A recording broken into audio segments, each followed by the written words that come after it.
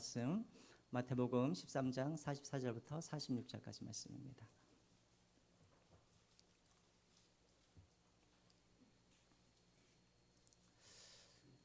마태복음 13장 44절에서 46절까지 말씀. 우리 한 절씩이 아니라 우리 같이 한 목소리로 짧으니까 같이 봉독하겠습니다. 시작. 천국은 마치 밭에 감추인 보화와 같으니 사람이 이를 발견한 후에 숨겨두고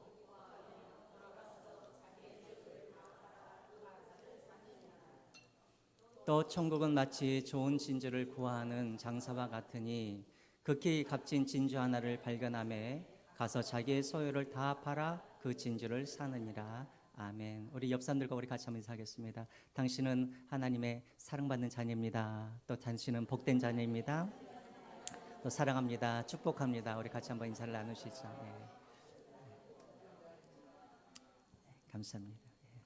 우리가 계속해서 우리가 예수님의 비유 시리즈를 우리가 이제 설교하고 있습니다. 오늘은 이제 세 번째인데 특별히 지금 저희는 마태복음 13장에 나와 있는 그 천국 비유를 저희가 지금 보고 있습니다. 한번 보여주실까요?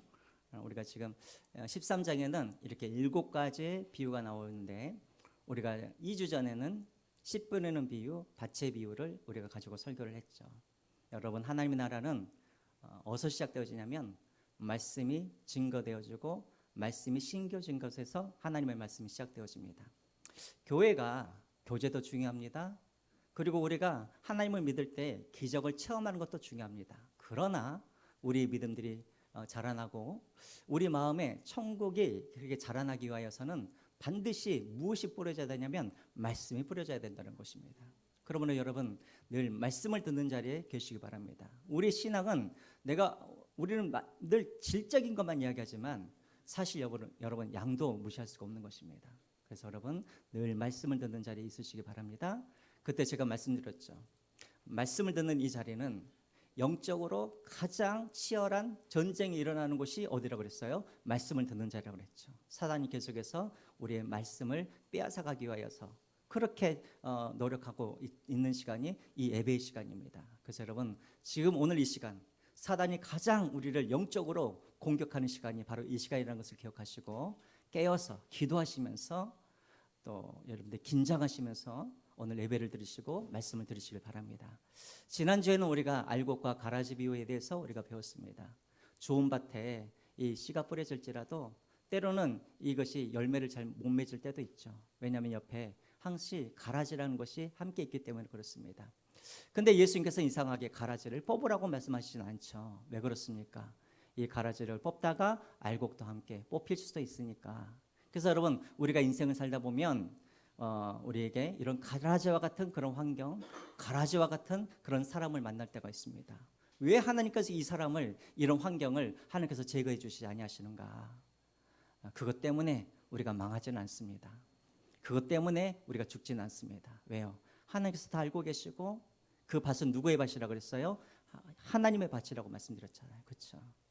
그리고 때로는 가라지처럼 보여지지만 그것이 알곡일 수도 있으니까 그래서 함부로 우리가 뽑지 말고 그래서 인내하고 그렇게 우리가 늘 그렇게 말씀을 잘 붙잡고 살아가라고 말씀드렸습니다. 자, 오늘은 세 번째로 우리가 겨자씨와 누룩 비유를 해야 되는데 제가 깜빡하고 제가 감추인 보화 비유를 오늘 준비했습니다. 그래서 이번 주에는 감추인 보화와 진주 장사 비유를 하고 다음 주에 겨자씨 비유, 누룩 비유를 하겠습니다. 계속해서 이제 우리가 천국 비유를 하는데 여러분 중에 대체 천국이라는 게 뭔가, 하나님 나라라는 게 뭔가 자꾸 여러분들이 이제 궁금하시는 분들이 계실 거예요. 제가 여러분들에게 몇 번 말씀드렸지만 천국, 하나님의 나라는 장소의 개념이 아니라 어떤 개념이라고 그랬어요? 장소의 개념이 아니라 상태라고 했죠. 상태. 우리 장로님이 잘 기억하고 계시는데 천국은 장소의 개념이 아닙니다. 뭐 여기에 있다, 저기에 있다 이런 장소의 개념이 아니라 천국은 상태의 그런 의미를 가지고 있는 것이죠. 천국은 어떤 것이냐면 천국은 어떤 상태예요? 어떤 상태? 하나님이 우리를 왕으로 다스리는 상태가 이게 뭐라 그랬어요? 이게 천국이라고 그랬어요. 기억나십니까? 네. 천국은 다른 것이 아니라 하나님이 우리를 왕으로 완전히 다스리시는 그런 상태가 바로 천국인 것입니다. 그래서 여러분, 우리 마음이 하나님의 왕이 되셔가지고 우리의 마음을 하나님께서 말씀으로 우리의 마음을 다스리고 계시면, 다시 말하면 내 마음이 하나님의 왕이 되시면, 통치하고 계시면 내 마음이 천국이 되는 것이죠. 우리 가정도 마찬가지입니다. 우리 가정도 하나님의 왕이 되셔서 그의 말씀으로 우리 가정을 통치하고 계시고 다스리고 계시면은 우리 가정이 뭐가 되는 거예요? 천국이 되는 것입니다. 교회도 마찬가지입니다. 교회도 하나님께서 다스리시고 하나님께서 말씀으로 통치하셔야 교회가 천국이 되는 것입니다. 거꾸로 말하면 아무리 우리가 하나님 앞에 예배를 하고 봉사를 열심히 하여도 이 교회에 담임 목사가 주인이거나 아니면 어떤 다른 사람들이 주인이 되거나 사람이 주인 되거나 또 성도들이 함께 모여서 예배는 드리는데 하나님의 말씀에 통참을 받지 않고 있으면 아무리 교회가 외모적으로는 교회일지라도 교회는 천국이 될 수 있다 없다, 천국이 될 수가 없다라는 것입니다. 그래서 여러분, 이 천국, 하나님의 나라, 이런 개념이라는 것을 기억하시고 이제 세 번째 오늘 비유를 우리가 함께 나누겠습니다. 여러분 중에 이게 무슨 말인지도 모르겠다 하시면은 그냥 이 7가지 이 비유를 그냥 천국 비유하지 마시고 그냥 예수 그리스도라고 그냥 생각하셔도 괜찮습니다. 그래서 그렇게 보시고 보겠습니다. 오늘 이 2가지 비유, 이 보화, 밭에 감춰진 이 보화 비유와 그리고 값진 진주 이 비유는 천국이 얼마나 가치가 있는 것인지를 오늘 이 비유를 통하여서 우리 예수님이 보여주고 있죠. 먼저 여러분, 우리가 44절 한번 보겠습니다. 44절 우리 같이 한번 읽어볼까요? 44절 시작. 천국은 마치 밭에 감추인 보화와 같으니 사람이 이를 발견한 후 숨겨두고 기뻐하며 돌아가서 자기의 소유를 다 팔아 그 밭을 사느니라. 예. 어떤 농부가 이제 밭일을 하는데 그 밭에서 우연하게 보화를 발견하게 됩니다. 이 농부는 밭주인이 아닙니다. 그냥 가난하여서 남의 밭에서 그냥 이렇게 하루 일해주고 하루 벌어 하루 먹는 그런 가난한 농부인 것이죠. 근데 남의 밭에서 그렇게 쟁기질을 하다가 갑자기 쟁기질을 하다가 쨍그랑 소리가 들려서 이 밭을 캐봤더니 그 밭에서 뭐가 나왔어요? 보화가 발견하게 된 거예요. 왜 밭에 보화가 감춰졌는가? 여러분, 우리나라도 마찬가지지만 옛날에 우리나라도 전쟁이 많지 않았습니까? 우리나라가 역사학자들이 보면은 우리나라가 옛날부터 외부로부터 한 1000번을 외세로부터 그렇게 침략을 당했다 그랬죠. 이스라엘도 마찬가지입니다. 이스라엘도 그렇게 늘 다른 나라로부터 침략을 받고 그리고 다른 나라부터 많이 그렇게 이제 침범을 당하던 그런 지정학적으로 보면은 그런 곳이 바로 이스라엘이었죠. 그러니까 사람들이 자꾸만 이게 적들이 쳐들어와서 우리 집안에 있는 것들을 다 가져가고 노력해가고, 그러니까 사람들이 그때 당시 이 보물을 갖다가 재산을 갖다가 숨겨놓을 데가 없잖아요. 그렇죠. 그 사람들이 어떻게 합니까? 우리나라 옛날 조선시대도 마찬가지지만 항아리에다가 이렇게 이제 금이나 은을 갖다가 또 집문서를 항아리에다가 그렇게 집어넣어서 어디에다 보관합니까? 보통은 땅에다가 그렇게 보관을 해놓죠. 이스라엘도 마찬가지입니다. 하도 전쟁이 많으니까 당시에 무슨 은행이 있는 것도 아니고 금고가 있는 것도 아니니까 이렇게 항아리에다가 이게 금은보화를 이렇게 숨겨가지고 자기만이 아는 그런 땅에다가 이렇게 이제 보관하는 것이 일반적이었습니다. 그래서 여러분, 우리가 마태복음 25장에도 보면은 달란트 비유가 나오잖아요. 달란트 비유. 그때 한 달란트를 받은 그 종이 그 한 달란트를 어디에다가 그렇게 보관을 해둡니까? 땅을 파가지고 땅 밑에다가 그렇게 보관을 하죠. 그러니까 여러분, 그것이 이상한 것이 아니라 당시에 일반적으로 그렇게 재산을 보관하던 방식이 그런 방식이었다는 것입니다. 근데 문제는 하나는 무엇이냐면 이렇게 땅에다가 보관을 해두면 어떤 문제가 생기냐면 이게 보관을 해놓고 이제 전쟁이 나서 피난을 갔다가 거기서 죽어버리면 이제 영영 이 보화를 찾을 길이 없는 것이죠.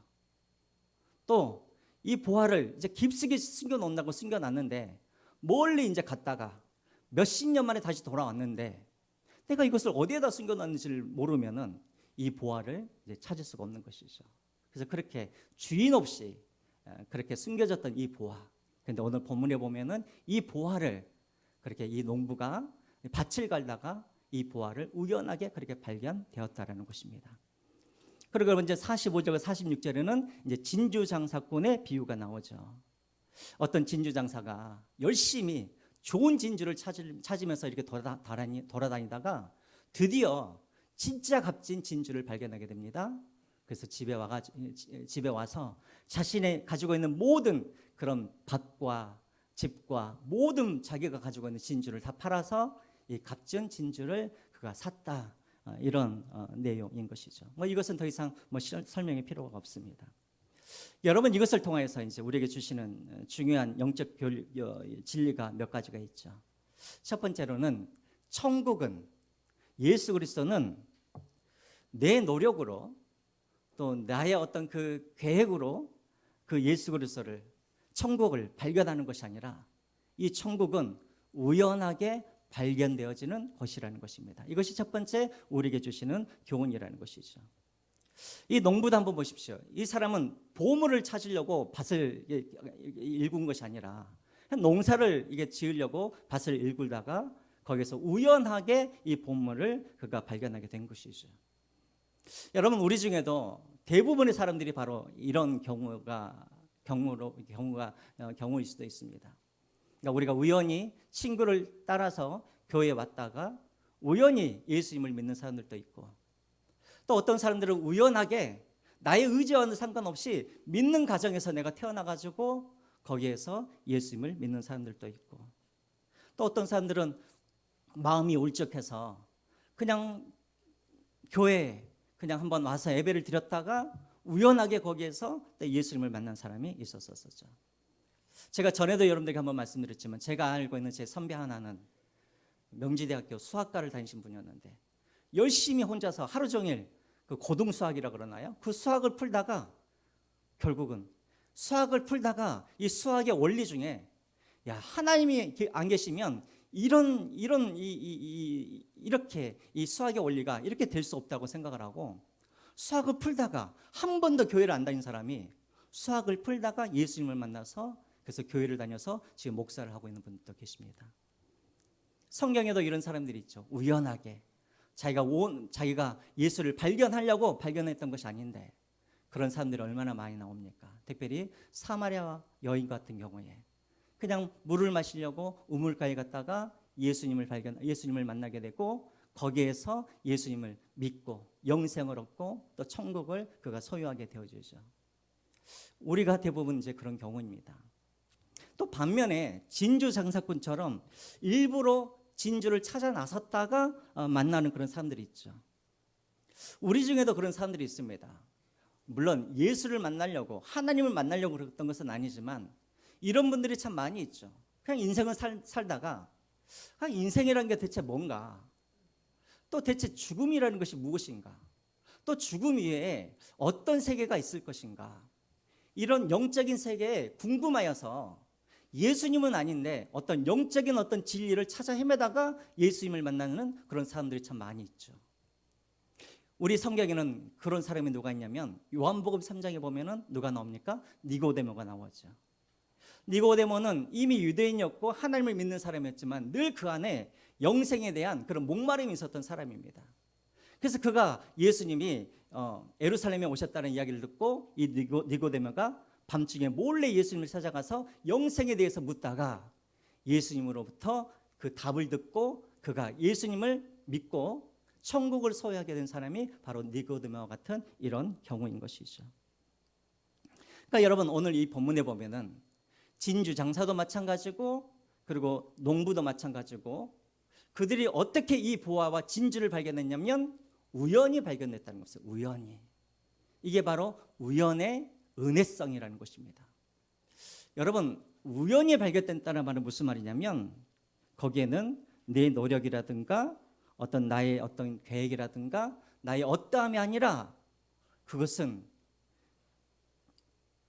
하나님의 그런 계획과 하나님의 뜻이 그 안에 있음을 우리가 알 수가 있는 것이죠. 여러분 한번 생각해 보십시오. 우리가 가끔 드라마를 보면 이런 드라마들 우리가 많이 보죠. 어렸을 때 뭐 아버지로부터 버림을 받았던 아이 하나가 남의 집에 가가지고 양자가 되어가지고 이제 거기에서 이제 자라나서 이제 좋은 대학교 나와가지고 이제 회사에 그렇게 이제 취직을 했는데, 그 회사에 취직해가지고 이제 지내다가 어느 날 우연하게 사장님을 만났는데, 그 사장님이 누구예요? 어렸을 때 내가 네 아버지다 이런 거 있잖아요. 어렸을 때 나를 버렸던 아버지를 또 만나게 되는 것이죠. 그럼 여러분, 우리가 이것을 보면 우리 시청자의 입장에서 보면 이것이 우연처럼 보여지지만, 사실은 이것이 우연이 아니라 드라마 작가와 감독이 이것을 만들어서 연출하여서 이것이 우연처럼 보여지도록 그렇게 만든 것이죠. 우리도 마찬가지입니다.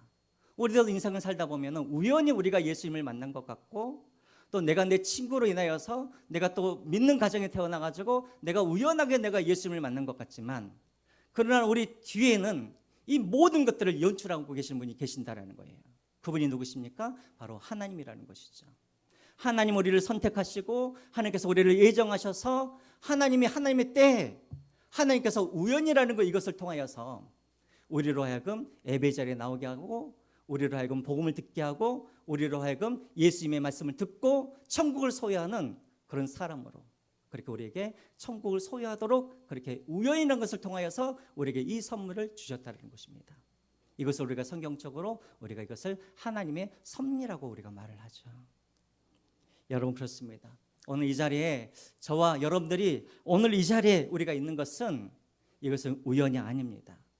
그저 우연이라는 어떤 포장지에 이렇게 담겨져 있지만, 그러나 우리가 얻은 이 구원은, 우리가 소유한 이 천국은, 또 우리가 믿는 이 예수 그리스도는 절대로 우리가 우연이 아니라 하나님께서 이미 우리가 태어나기 전부터 하나님께서 각색하시고, 하나님께서 이 극본들, 이 드라마의 극본을 만드셔서 하나님께서 예정하시고 하나님께서 선택하셔서 하나님이 우리에게 주신 이 구원이요, 하나님께서 우리에게 선물로 주신 이 천국이요, 예수 그리스도인 것을 여러분들이 기억하시기를 주님의 이름으로 축원드립니다.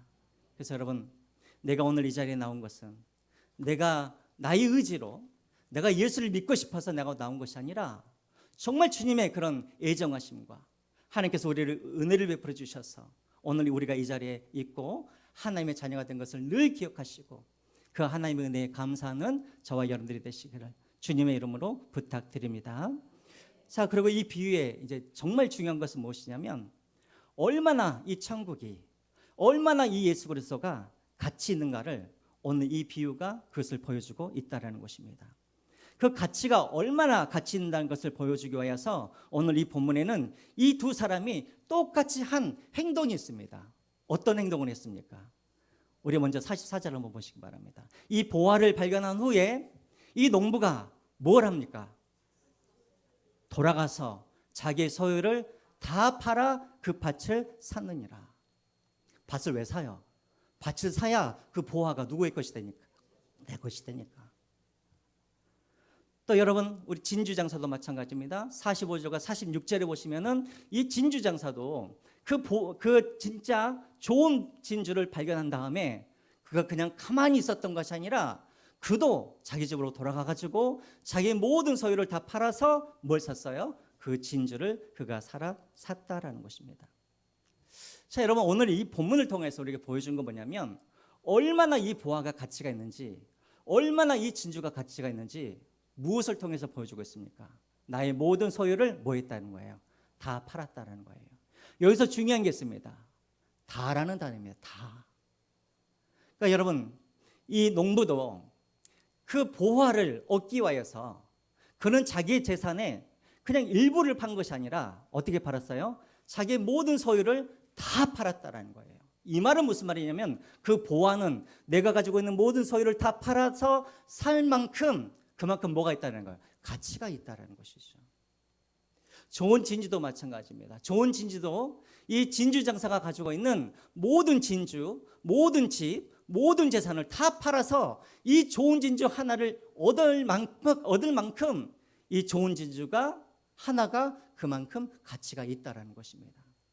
이 비유를 통해서 우리가 말씀하신 건 무엇이냐면, 우리가 가지고 있는 이 천국, 또 우리 안에 있는 이 예수 그리스도, 이 모든 것들은 우리가 가지고 있는 우리의 모든 소유, 내 재산, 내 시간, 심지어는 내 인생을 다 바쳐서, 그래서 그것을 그 천국을, 그 예수 그리스도를 우리가 얻을 만큼, 내 모든 것을 다 팔아서 얻어야 될 만큼, 그만큼 예수 그리스도 천국이 우리에게는 가치가 있다는 것을 오늘 비유를 통해서 우리에게 보여주고 있는 것이죠. 여러분, 재산을 다 팔아버리면 딱 하나 남는 것이 무엇이냐면 보화 하나만 남습니다. 진주 장사도 다 팔아버리면 딱 하나 남는 것이 뭐예요? 좋은 진주 하나예요. 그런데 내 모든 것을 다 팔고 딱 하나, 그것이 하나만 남아있는데, 그래도 하나만 남아있어도 내 모든 것을 다 팔아도 될 만큼 그 하나가 귀중한 가치가 있다는 것입니다. 이것은 우리에게 무엇을 말씀해 주시냐면, 우리가 우리의 모든 재산, 우리의 시간, 심지어는 나의 모든 내 인생을 다 바쳐서, 그래서 남는 것이 딱 하나, 천국 하나 남을지라도 그 하나 남은 이 천국이 그만큼 뭐가 있다는 거예요? 가치가 있단 말이에요. 예수 그리스도도 마찬가지입니다. 내가 가지고 있는 이 모든 것을 다 팔고, 그래서 예수님 한 분 남았을지라도 그 예수님 한 분이면 그 하나만으로 가치가 있는 것이 바로 예수 그리스도라는 것을 오늘 이 본문을 통해서 우리에게 보여주고 있는 것이죠. 이 사람을 한번 보십시오. 특별히 44절을 보시면은 이 사람이 자기 재산을 팔 때 아까워하거나 이것을 희생이라고 생각하지 않냐고 44절에 보면은 기뻐하여 돌아가서 재산을 팔았다고 합니다. 그러니까 자기의 재산을 아까워하지도 않고 기뻐하면서 팔 만큼 그 보화 하나가 그만큼 가치가 있었다라는 것이죠. 우리가 가지고 있는 천국과 예수 그리스도가 바로 그러한 거라는 것이죠.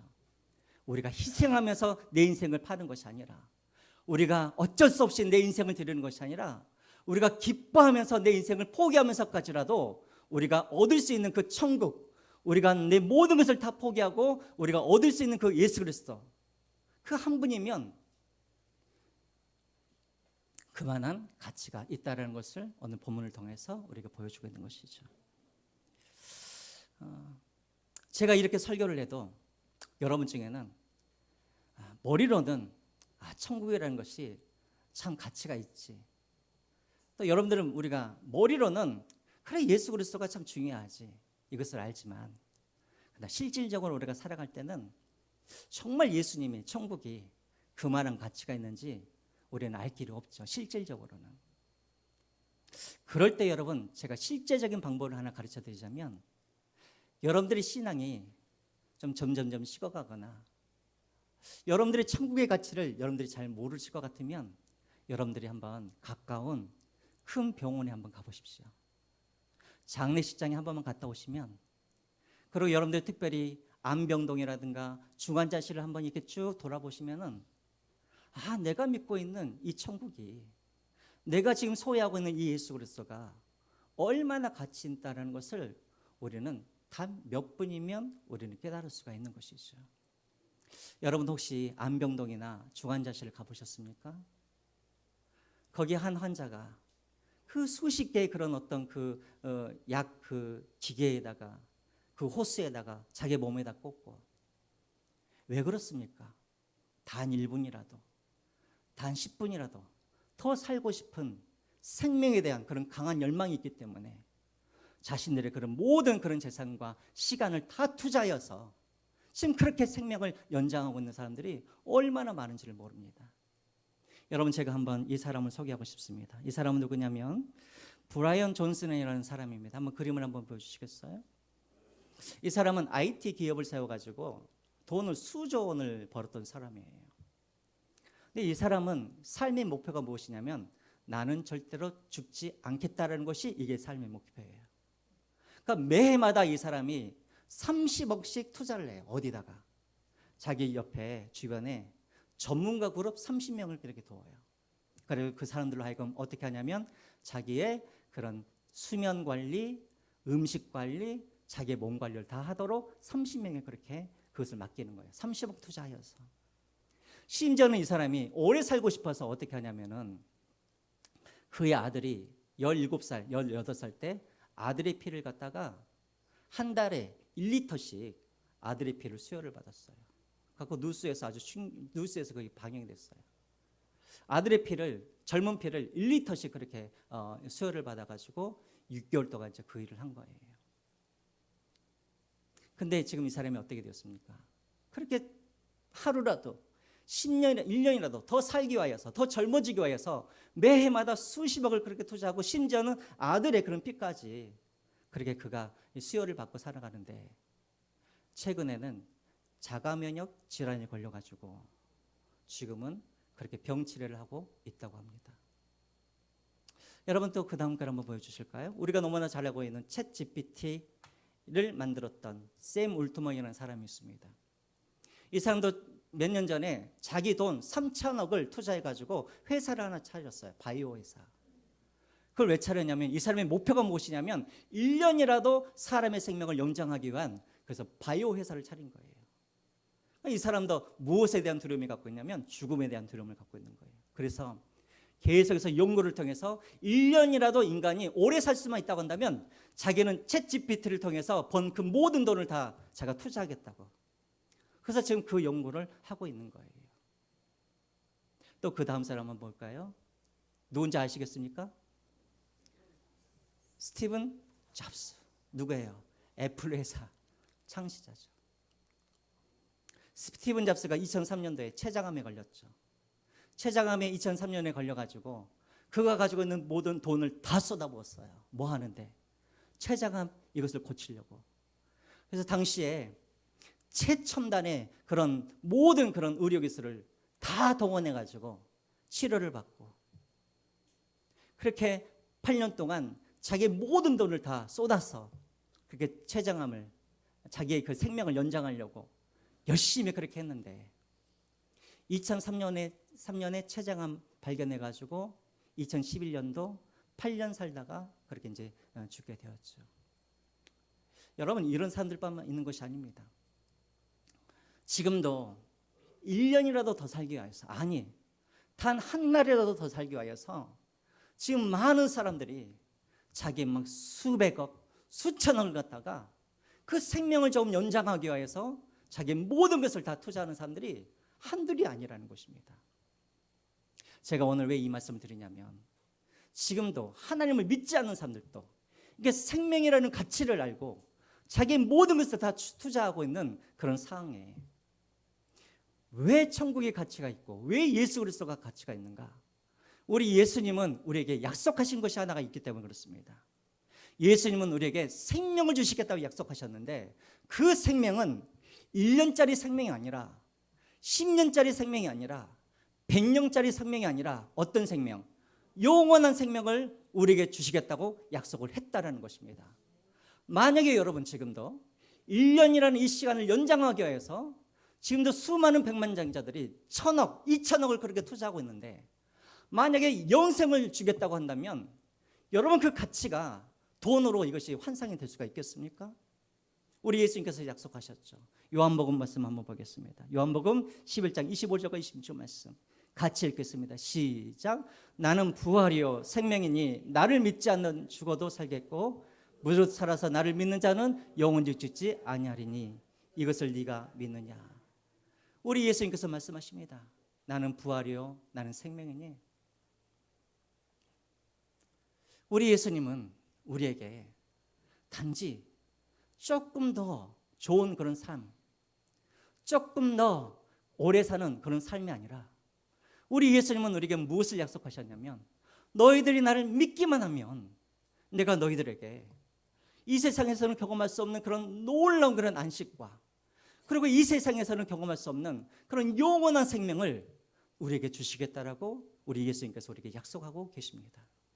그러므로 사랑하는 성도 여러분, 우리에게 영원한 생명을 주시겠다고 약속하신 그 하나님 앞에 우리가 무엇을 투자한들, 내가 가지고 있는 이 모든 것을 다 팔아서 그 영원한 생명을 얻겠다고 한다면 여러분 이것은 낭비가 아니겠죠.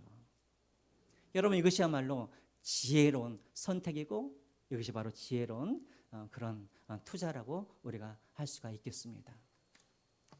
그래서 여러분 이제 우리가 해야 할 일이 있습니다.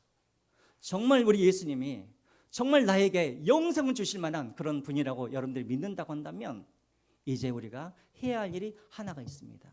그게 뭐냐면 여러분들이 한번 질문을 할게요. 44절에 이 농부가 보화를 발견한 다음에 집으로 돌아갔죠. 집으로 돌아가자마자 자기의 모든 재산을 다 팔았을까요? 진주 장사를 한번 생각해 보시죠. 좋은 진주를 발견했습니다. 집으로 돌아가자마자 그가 자기의 모든 재산을 다 팔았을까요? 그 전에 한 일이 하나가 있었을 거예요. 뭘 했을까요? 다 팔기 전에 그가 무엇을 했을까요? 그렇죠. 계산을 했겠죠. 따져봤겠죠. 내가 지금 가지고 있는 이 모든 나의 재산을 다 팔아서 내가 저 밭을 살 때 정말 저 보화가 그만한 가치가 있는지, 진주 장사는 내가 가지고 있는 이 모든 진주를 다 팔아서 지금 저 진주 하나를 내가 사야 될 텐데 이 진주가 그만한 가치가 있는지 뭘 따져봐야 되는 거예요?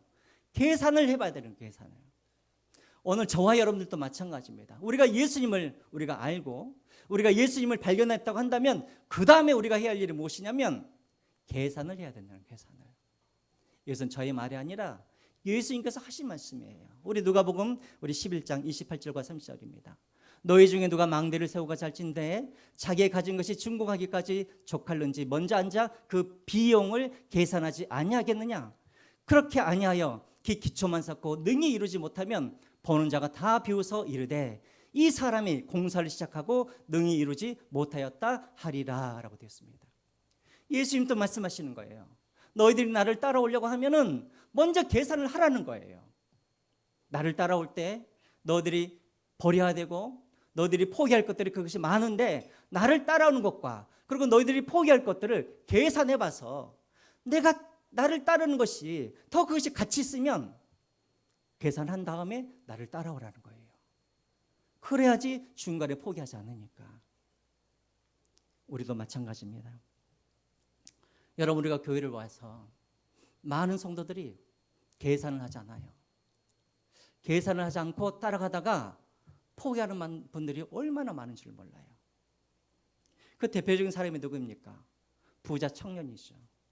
부자 청년도 예수님의 제자가 되기 위해서 예수님을 이제 쫓아갑니다. 그리고 예수님을 쫓아가면서 영생에 대해서도 묻고 이 예수님은 따라갈 만하다라고 그가 생각을 했는데 예수님께서 뭐라고 그러시냐면 나를 따라오려거든 뭐를 하라래요? 너의 모든 것을 다 재산을 다 버리라고 말씀하시잖아요. 그 청년이 계산을 합니다. 계산을 하다가 예수를 따라갈 가치가 없다고 생각을 해서 이 청년은 어떻게 해요? 포기해버리죠. 반면에 계산을 다 한 다음에 예수님을 쫓아간 사람들이 있었습니다. 그 대표적인 사람이 누구냐면 바로 사도 바울과 같은 사람이죠. 우리 한번 보겠습니다. 사도 바울. 빌립보서 3장 5절과 6절 말씀. 우리는 이 사도 바울에 대해서 잘 알죠. 사도 바울은 어떤 사람이냐면 히브리 중에 히브리인이요. 그런 바리새인입니다. 이 사도 바울은 어떤 사람이냐면 당시에 가말리엘이라는 그런 당대 최고의 율법사의 그런 수제자였습니다. 그러니까 여러분, 사도 바울은 가만히 있으면은 그는 당대의 가장 최고의 율법사가 될 수도 있었었고 랍비가 될 수도 있었었고 모든 부와 명예를 다 얻을 수 있는 사람이었습니다. 그런데 그가 다메섹에서 예수님을 만난 다음에 그가 어떻게 되어요? 변화되어지죠. 그리고 사도 바울이 어떻게 했을까요? 값을 계산한 거예요. 이 목사님, 사도 바울이 값을 계산했는지 어떻게 합니까? 그의 고백에서 나오죠. 우리 한번 볼까요? 다음 걸 한번 보여주시죠. 빌립보서 3장 7절 9절 말씀입니다. 그러나 무엇이든지 내게 유익한 것을 내가 그리스도를 위하여 다 해로 여길 뿐더러. 여기서 나와 있는 이 유익이라는 이 단어와 이 해라는 단어는 어떤 단어냐면 당시에 다 경제적인 경제 용어였습니다. 경제 용어. 유익이라는 말이 무슨 말이냐면 장사를 하다가 이익이 남는 것을 유익이라고 하는 거예요. 해는 뭐냐면 장사를 하다가 손해를 보는 것을 여기서 말하는 해를 의미하는 거예요. 사도 바울도 계산을 해봤다는 거예요. 내가 지금 예수를 쫓아가면 나의 이 모든 것을 내가 버려야 되는데 내가 랍비가 될 수 있는 그런 기회, 내가 부와 명예를 내가 다 예수를 따라가려면 내가 버려야 되는데 그만한 가치가 있는가 계산해봤더니 내가 그리스도를 위하여서 내가 그리스도를 얻고 내가 그리스도 안에서 내가 발견되어지고 내가 그리스도를 내가 붙잡는 것이 내가 랍비가 되어지고 내가 부와 명예를 내가 얻는 것보다도 그리스도가 더 내게 뭐가 된다고요? 유익이 된다라고 그가 결론을 내린 거예요. 그래서 여러분 사도 바울은 예수 그리스도만이 나에게 유익이 되어지고 그래서 다른 모든 것들은 그가 계산을 해보니까는 배설물처럼 여겨지는 거예요.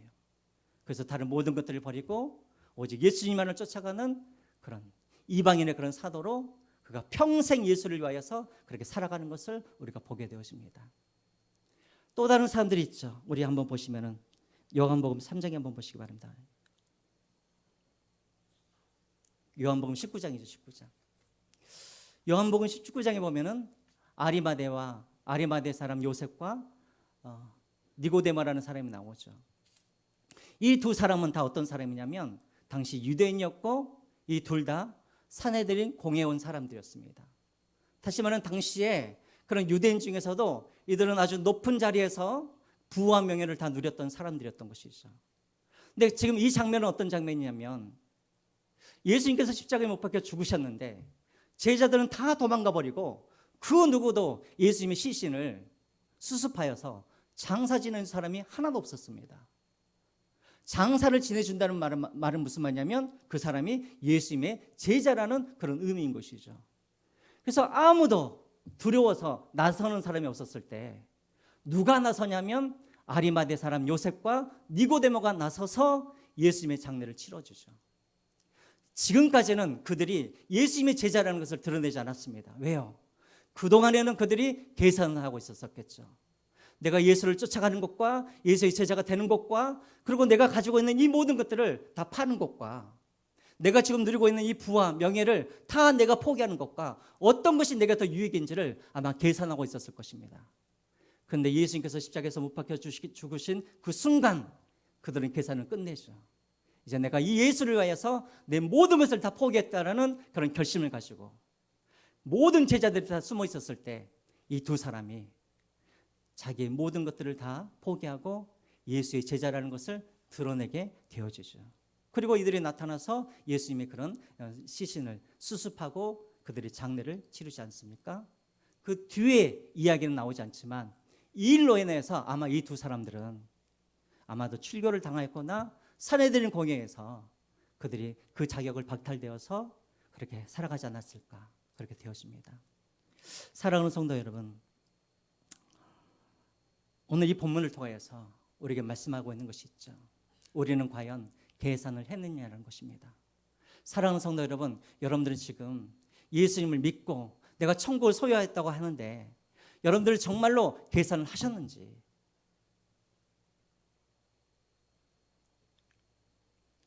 우리는 예수님을 믿을 때 많은 사람들이 이렇게 이야기를 하죠.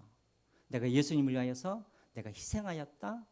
내가 예수님을 위하여서 내가 헌신을 하였다. 근데 여러분 이것이 과연 우리에게 맞는 말인지를 다시 한번 우리가 생각해 보았으면 좋겠습니다. 여러분 적당한 그런 비유는 아니지만 여러분들이 이 성수동에 지금 막 가격이 올라가고 있잖아요. 아파트가. 여러분들이 이 아파트를 매매하시면서 여러분 중에 성수동에 있는 이 아파트를 매매하시면서 여러분 중에 이것이 희생이라고 말하는 분들이 있습니까? 이것을 헌신이라고 말하는 분들이 있습니까? 내 이익을 위하여서 가장 좋은 것을 내가 얻기 위하여서 내 모든 것을 다 팔아 그 아파트를 내가 매매할 때 이것을 희생이라고 말하거나 이것을 헌신이라고 우리가 말할 수가 없는 것이죠. 그 누구도 이것을 낭비라고 말하지 않습니다. 마찬가지입니다. 우리가 천국을 우리가 위하여서 우리가 예수 그리스도를 위하여서 내가 계산을 하고 그 계산을 마친 다음에 내 모든 것을 다 내가 예수를 위하여서 내가 포기하고 예수를 따라가는 이것을 우리는 희생이라고 헌신이라고 그렇게 말할 필요가 없다는 것입니다. 이것은 지혜로운 선택이고 이것은 거룩한 이것은 낭비라고 우리가 할 수가 있는 것이죠.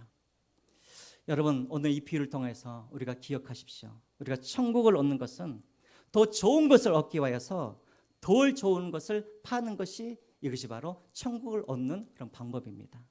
썩지 않는 것을 위하여서 썩을 것을 내가 파는 것이고 내가 영원한 것을 위하여서 영원하지 않는 것을 파는 것. 이것이 바로 오늘 이 천국 비유의 이 핵심인 것입니다. 바라고 나기는 오늘 여기에 계신 여러분 모두는 그 영원한 것을 위하여서 영원하지 않는 것, 그 썩지 않는 그 생명을 위하여서 지금 썩을 것, 더 좋은 것을 위하여서 덜 좋은 것, 이것을 과감하게 파시고 온전히 예수 그리스도 천국을 소유하면서 살아가시는 저와 여러분들이 되시기를 주님의 이름으로 부탁드립니다. 이제 말씀을 맺기 전에 비디오 영상 하나만 보고 예배를 마치겠습니다. 이 영원한 것을 위하여서 영원하지 않은 것을 팔면서 살았던 한 사람의 그런 일대기입니다. 아마 여러분들도 잘 알고 계실 것입니다. 짐 엘리엇이라는 사람인데 우리가 이 사람의 그런 일대기를 한번 보시면서 말씀을 마치겠습니다.